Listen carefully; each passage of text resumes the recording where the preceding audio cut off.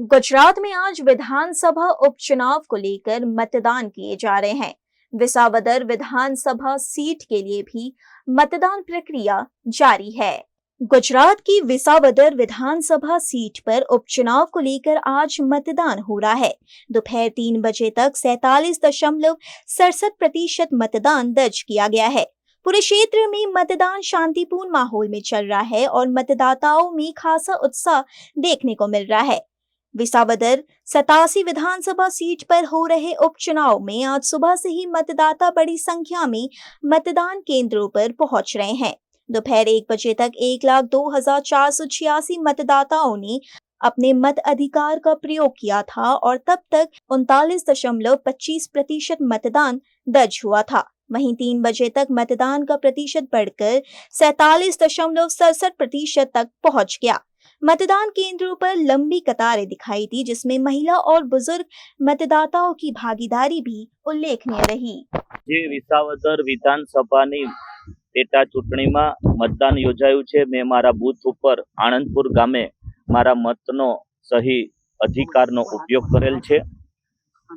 વિસાવદર મત વિસ્તારના તમામ નાગરિક ભાઈઓ, ખેડૂત ભાઈઓ તથા બહેનોને અમે પહેલેથી જ અપીલ કરી છે કે આપણો એજન્ડા છે કે 800 દિવસની અંદર 1000 કરોડ રૂપિયાના વિકાસના કામો અહીંયા પ્રસ્થાપિત થાય અને આપણા મત વિસ્તારને વિકાસની રાજનીતિ સાથે જોડીએ। એ દિશામાં આજે 157 ગામે ગામથી લોકોનો ખૂબ જ ઉત્સાહ છે અને મને આશા છે કે 25,000થી પણ વધારે મતોથી ભારતીય જનતા પાર્ટીનો વિજય થશે।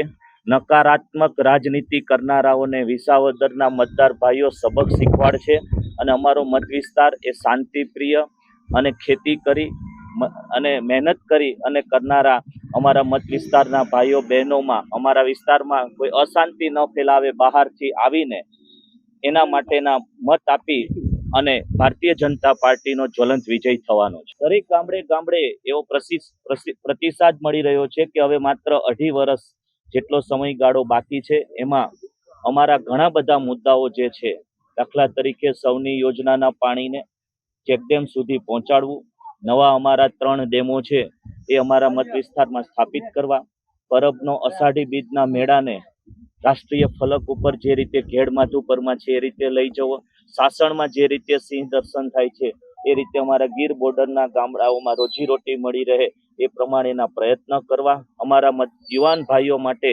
મોટું સ્પોર્ટ્સ કોમ્પ્લેક્સની સ્થાપના કરવી, આ બધા મુદ્દાઓને સાથે લઈ અને ખાસ કરીને ખેતી ક્ષેત્ર સાથે અમે જોડાયેલા છીએ ત્યારે અમારા મત વિસ્તારમાં પ્રાકૃતિક ખેતી કૃષિ યુનિવર્સિટીની સ્થાપના થાય અને ખેડૂતો છે એ પ્રાકૃતિક ખેતી અપનાવે એ માટેના અમારા જે પ્રયાસો છે એને જ્વલંત ગામડે ગામડે ખૂબ જ સકારાત્મક રીતે પ્રતિસાદ મળી રહ્યો છે।